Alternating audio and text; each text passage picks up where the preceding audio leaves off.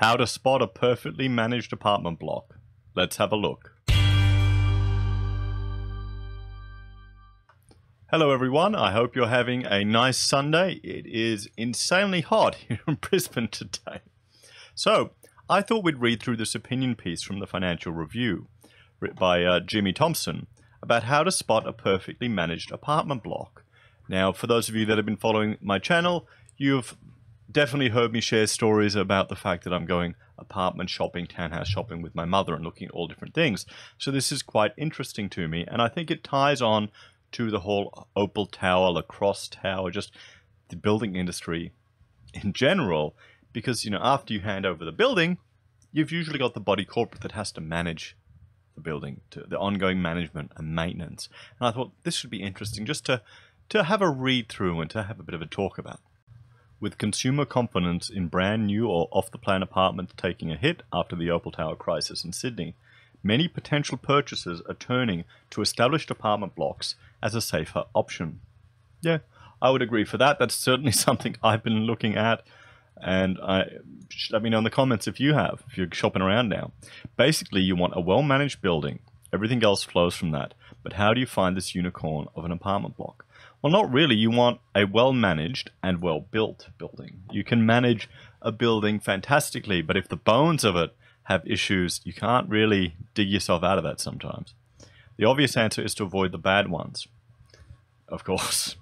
And to do that, first look for clear signs that the building isn't being looked after properly. Okay? One thing I would suggest is just to ask. Ask the managers, ask people on site, are there any upcoming issues? Are there any latent conditions? You know, how's the concrete in the building? Do you have concrete cancer? That's a good one to ask. And we had people just tell us, yep, there's concrete cancer in this part of the building. We've done some repair work, but it's coming back. So do you think that the real estate agent didn't tell us that? We didn't find it in the disclosure statement. It had to be in meeting minutes. So that kind of affected our decisions. We didn't go for that one anyway. Security and fire doors chocked open would be on your checklist, as well as furniture and other goods stored randomly in parking spaces, or even worse, fire stairwells. Yeah, no, that's a good point. I remember, and here's story time for you all, when I was working on a project out at Ipswich Railway Station.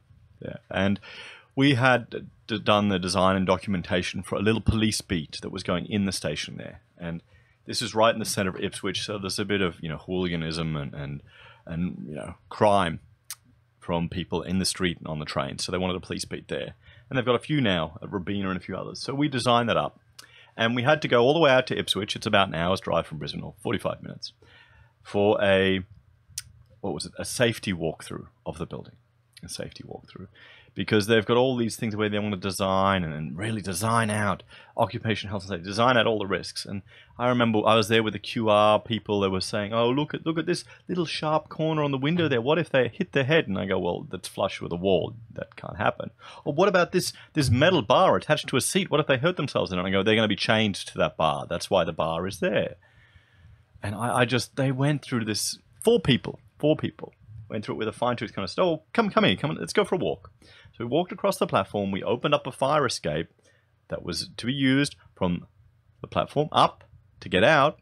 And inside that fire escape was piles of crap. There was old railway signs. There was rubbish stored there. All maintenance stuff stored there in a fire escape. Now, the problem with that is if it catches fire, that's a very serious problem. If it falls down when people are trying to escape and they trip over it, then you've got people pretty much falling on top of each other, not able to use the escape. That's why these things need to be kept clear. It just rammed it home to me, this bureaucratic system that was so anal over things that really didn't matter, but life safety issues they were ignoring. I remember actually there's another fire corridor. It's like a 100-meter corridor you had to run, or 50 meters. And it was pitch black because none of the lights were working. You know, and these are life safety issues. Could you imagine how the media would pick up on all of that? So yeah, that was my experience dealing with these bureaucrats the last time. So yeah, and it was painful, because I had reported that to them several months before, and nothing gotten done. So I was a bit annoyed. Anyway, back to the story. Overflowing bins, cars parked permanently in visitor parking, and broken or missing lights in communal areas are also signs of systematic neglect. I would also look at, there's another building we looked at down the Gold Coast, and there was a outdoor concrete area just for a little apartment, and it had sunk 150 mils. So that means there would have been water getting in under there, and they had to repair that. There was a wall near one of the pools that was falling over, so it no longer met the requirements for maximum cavity sizes, so they had to repair that. There was cracking everywhere, and a lot of it was just surface cracking, which was fine, but I'm kind of worried about the water getting into it, particularly with concrete flow, adjusting and flowing towards the building, not away from the building.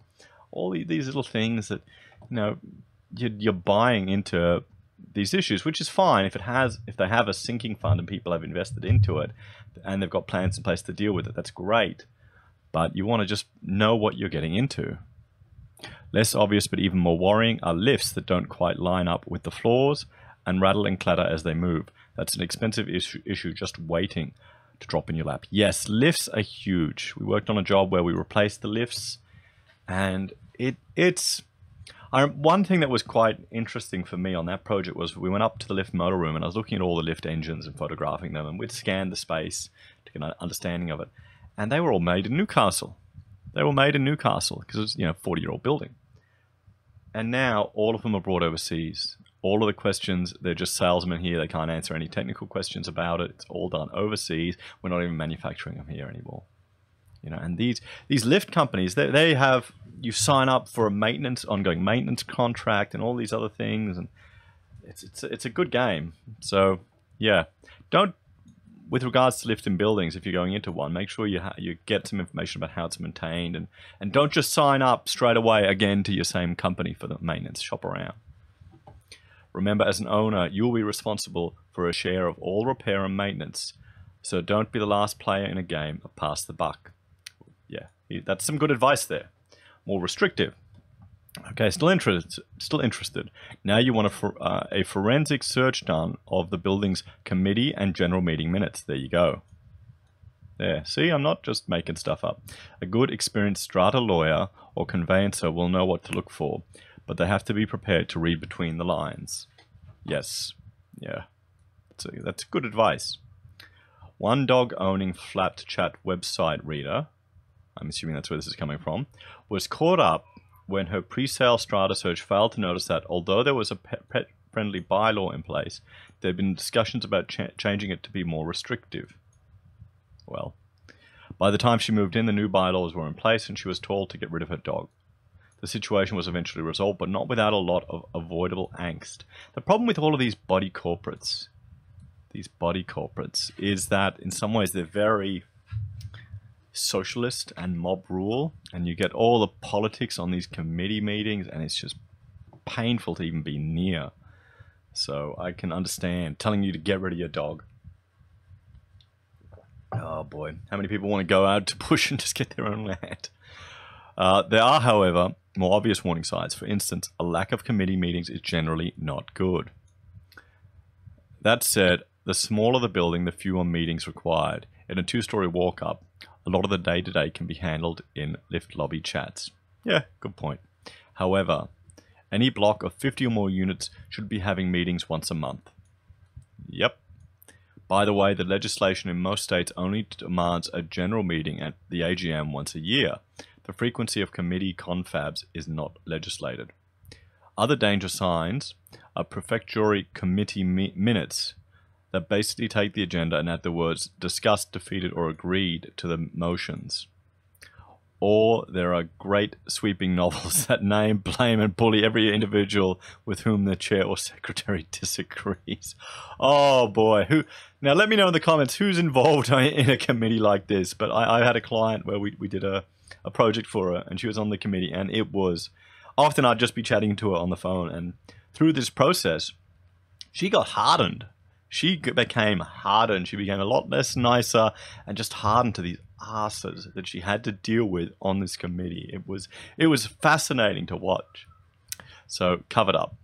Be wary of blocks where nothing contentious is ever recorded by the committee. No building has no problems. So no reference to any issues can mean they either aren't being dealt with or they're being covered up or both. More reassuring are minutes that reveal problems that have been or are currently being resolved. Yep. You also want to make sure the 10-year capital works plan has been properly devised and updated, and that money has been set aside to pay for repairs and upgrades as they arise. I'm liking this article. There's some good advice here. A lively notice board and even better, a regular newsletter is a sign of an active and engaged committee and community. Yep, good. Tick all of the above boxes. A physical checklist is worth compiling, and you may have found the epitome of a well-managed blog.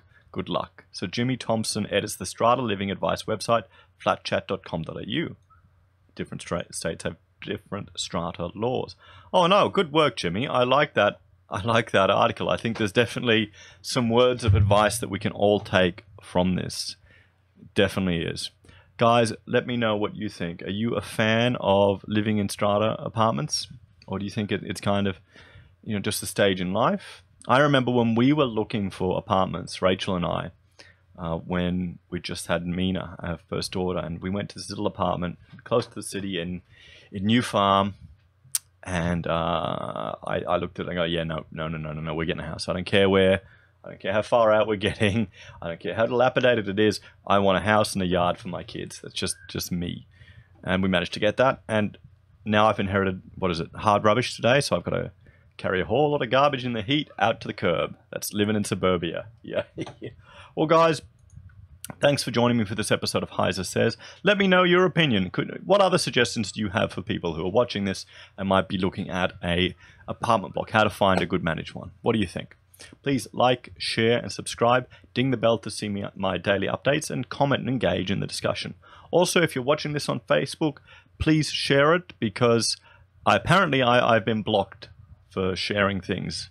So I don't know why. Facebook's haven't told me. I'm probably just the troublemaker now. So I guess that's, isn't that a badge of honor when you get your Facebook blocked or inability to share things? I'm probably, questioning too much. Anyway, guys, see you next time. Have a lovely day. Enjoy your Sunday. Bye for now.